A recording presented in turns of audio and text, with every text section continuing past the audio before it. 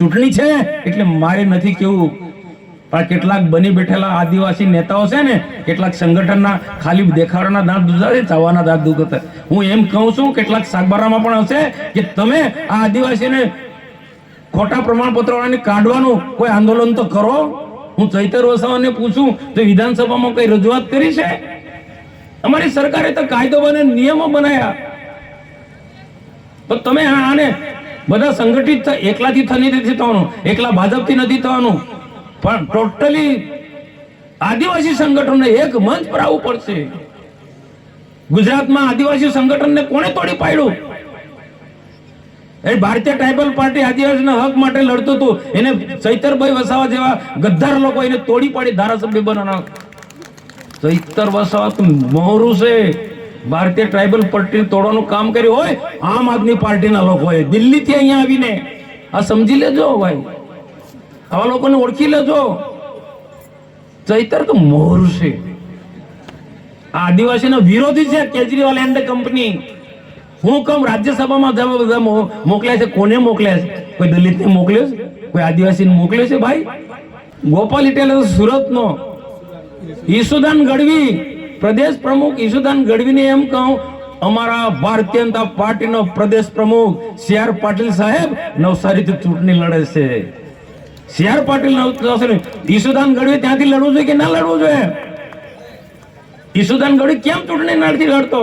ગોપાલ ઇટાલિયો આ સુરત થી અહીંયા આવે છે દોડી દોડીને. તું સુરતમાં લડને તાકાત હોય તો.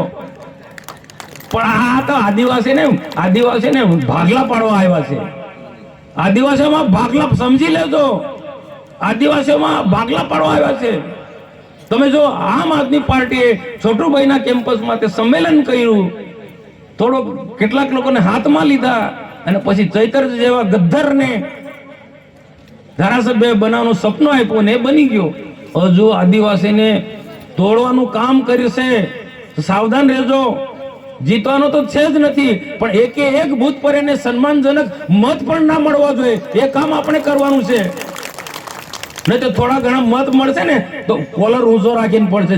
ભરૂચ લોકસભામાં આટલા મત લીધા, એ પણ ના થવું જોઈએ. એ પણ ના થવું. કોંગ્રેસના મિત્રોને કહું છું, જેમ બીટીપી ને તોડી નાખી ને એ રીતના કોંગ્રેસને ખતમ કરી નાખશે આમ આદમી પાર્ટી વાળા. આમ આદમી પાર્ટીને તમે ઓળખતા નથી. વિદેશીની તાકાત, વિદેશી ફંડથી ચૂંટણી લડવા અને દેશના માટે ખતરનાક લોકો છે આ લોકો. ચૂંટણી છે, ચૂંટણી પૂર્યા પછી હું સભા કહીશ, ચૂંટાયા પછી આવા લોકોને કાઢવા પડે. ગુજરાતમાં ના પેસો દેવાય. આદિવાસી સમાજ, હું એમ કહું, ચાલો કોંગ્રેસ ભલે અમે લડતા હતા, પણ આ રીતના નથી ચૂંટણી લડી. કેટલા ખોટા, કેટલું જૂઠાણું, કેટલા આક્ષેપ મારા પર, કેટલા આક્ષેપ મહેશભાઈ પર, કેટલા આક્ષેપ નરેન્દ્રભાઈ મોદી, કેટલા આક્ષેપ. આ કેટલું ખોટું જૂઠાણું ચલાવે. આદિવાસીના રિઝર્વેશન સમાપ્ત કરી દીધું ભારતીય, કેટલું એડિટ કરીને કેવું મોબાઈલમાં કેવું બધું ચલાવે. આટલું જૂઠાણું ના હોય ભાઈ. હું તો કહું, કોઈ બી સરકાર હશે, કોઈ બી સરકાર, આદિવાસીના રિઝર્વેશન કોઈનામાં તાકાત નથી કે કોઈ કાઢી શકે. કોઈ તાકાત નથી ભાઈ. આજે તમને કહું, આજે આપણને જે બંધારણીય અધિકાર મળેલું છે કોઈ ફેરફાર નહીં કરી શકે ભાઈ. તો એકબીજાને લડાવશે, મારામારી કરાવશે, આ સ્થિતિનું નિર્માણ કરે છે આમ આદમી પાર્ટી વાળા. એટલે એમનાથી સાવધાન રહેજો. અને વધારે કરીને કોંગ્રેસ વાળા તો વધારે સાવધાન રહેજો ભાઈ. કહી દેજો, અહીંયા કોંગ્રેસ વાળા નહીં આવ્યા હોય પણ કદાચ દૂરથી સાંભળતા હોય, અથવા તો આપણા કોઈ મિત્રો હોય ને કોંગ્રેસ વાળાને કહેજો, આ તમારું પતી જશે, પૂરું થઈ જશે ચૂંટણી પછી. કારણ કે તમારા બૂથમાં આમ આદમી પાર્ટીના મત નીકળશે ને તો તાલુકા પંચાયત ને જિલ્લા પંચાયતમાં દાવો કરશે આવા એ કોઈને ખબર પડે છે? અમે તો બૂથ સુધી, અમે તો કામ છે અમારું, અમે તો કોઈ ચાન્સ આવા જ નથી દેવાના. પણ કોંગ્રેસ વાળાએ થોડું ઘણું તમારી પાર્ટીનું અસ્તિત્વ રાખવું હોય ને તો એમનાથી સાવધાન રહેજો. એને મદદ ના કરતા, ભલે ભાજપને ના મદદ કરતા, કોઈ અપક્ષને મદદ કરી દેજો, કોઈ અપક્ષને મદદ કરી દેજો. હે ના ના, છતાં તમને કહીશું, કોઈ આદિવાસીના હક અધિકાર માટે લડતા હોય એવા વ્યક્તિને મદદ કરી દેજો. આદિવાસીના હક અધિકાર માટે લડતા હોય ને એને મદદ કરજો. પણ આમ આદમી પાર્ટીના ચૈતર વસાવાને મદદ ના કરતા. હું બહુ સમજી વિચારીને કહું છું ભાઈ.